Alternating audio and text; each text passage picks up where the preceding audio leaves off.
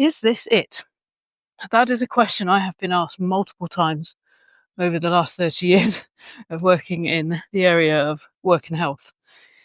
And it's a question I've also asked myself in relation to my own circumstances. And this is about, is this it in terms of my ability to function? Not only at home day to day, but of course, we're mainly talking about work. So if this resonates for you, it may well be that you have a long-term condition that was diagnosed a little while ago. You may have had a serious injury or illness from which you have made a good recovery and you are feeling a whole lot further on, but you're not really back to where you were before. So in any of those scenarios, you're likely to have gone through an acute period of having to get a handle on your health condition. That might have been a hospitalisation.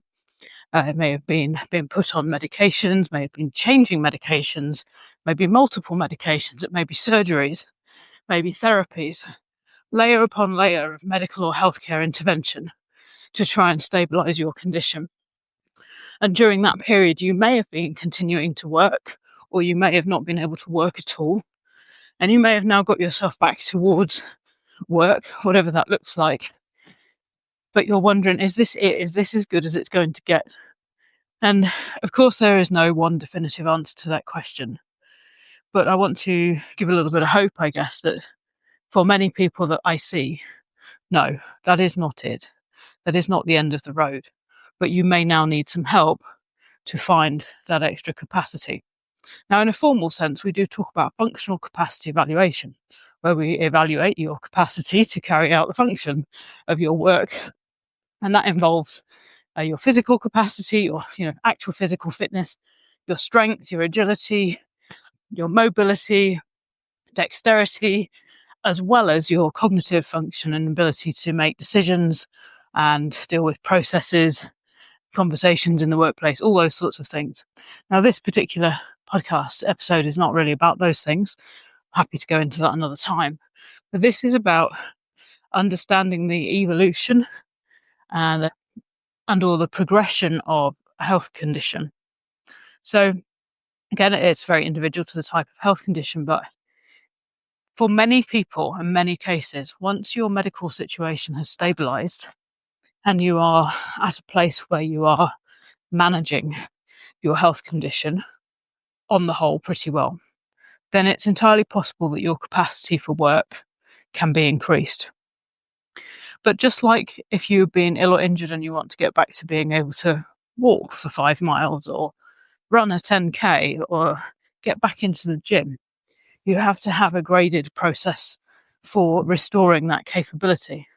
Now, the interesting thing, of course, about return to work is that in many cases, we focus on the short-term goal, get back into work, get those hours back up, do as much as you can, and then basically keep your fingers crossed and hope for the best. The truth is, if you want to increase your capacity, this becomes a long-term job if you have a long-term condition. The chances are that your injuries or illness have completely shifted the way you view life. They may have permanently changed your physical, cognitive capacity, or both, and you have to make modifications for that. But that doesn't mean that you can't make improvements.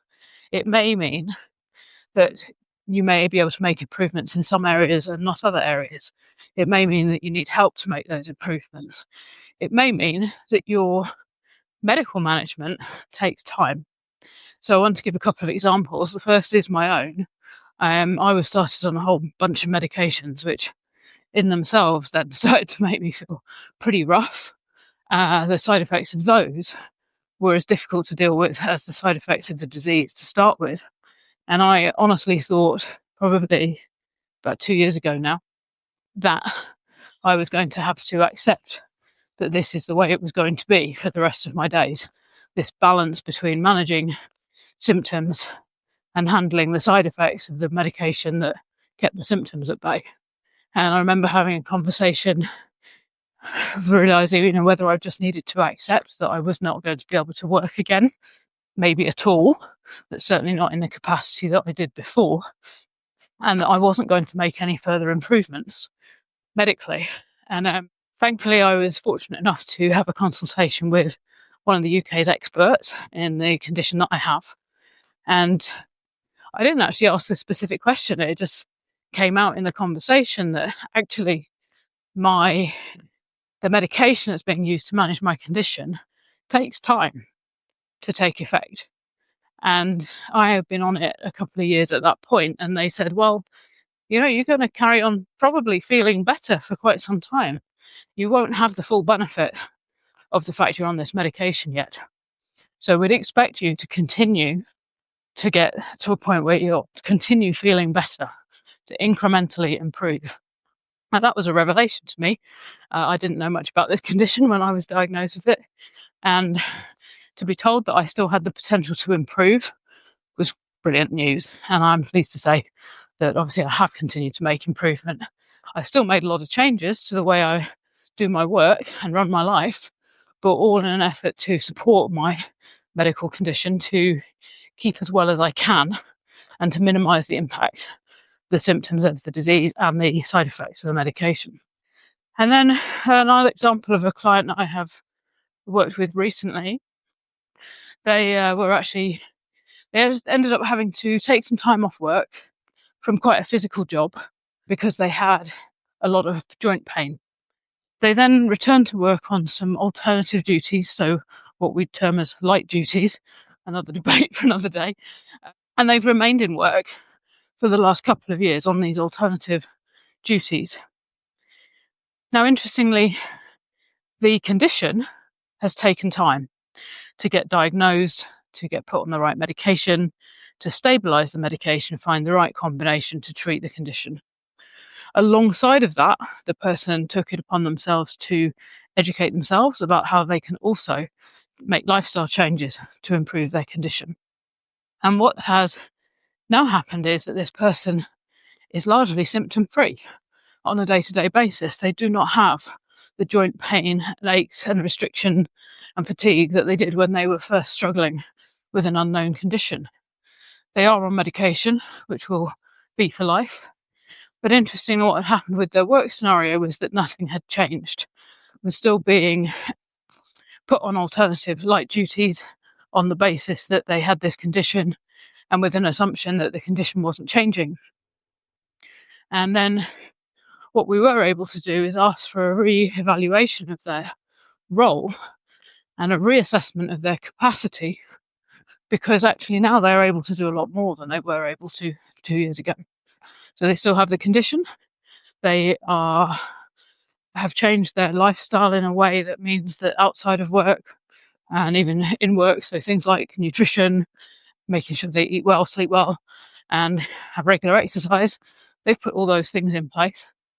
And now that means they have got the capacity to do more of those work duties again. Now, they can't go necessarily straight back into all those work duties because they haven't been doing them for a long time. And because it's a very physical role, that requires some reconditioning. So re-strengthening, just like you would build up in the gym or build up your distance if you wanted to walk or run further. So that will still take a little bit of time. But what's important here is the opportunity to reflect and say, has anything changed? Do I still need to be restricting myself in the ways that I was? Can I do more than I could 3 months ago, 6 months ago, 12 months ago? And the answer may be yes. The other side of that question is, should you do more? That's a different question in terms of needing to make sure that you take a balanced approach to recovery. So that's been an interesting, useful topic to think about. But if you are listening to this thinking, I'm fed up because I think this is it, and I can't see how I'm ever going to improve and how I'm ever going to be able to work in the way I did before, then please don't write it off just yet, because occasionally there are people who have to completely change what they do. They are not able to work again in any capacity, or certainly not in the capacity they did before they were ill or injured. But for the majority of people, with the right support, we can help people get back to doing most of what they did before. And having a strategy in place so that you are proactively and intentionally managing your health alongside the demands of your work or your business can make a huge difference in reducing your anxiety about it and increasing your confidence in your ability to do what you want to do. So I'll finish it there for today. If you need any help regarding this, then please do get in touch. This is something really that lends itself best to some one-to-one return to work mentoring. And what we use here is a health and work strategy approach, because you already have your condition, you've already been dealing with it for some time. And what we now need to do is look at how we can tweak that to enable you to function better in your work context, as well as maintaining your standard of health that you would like to keep. Okay,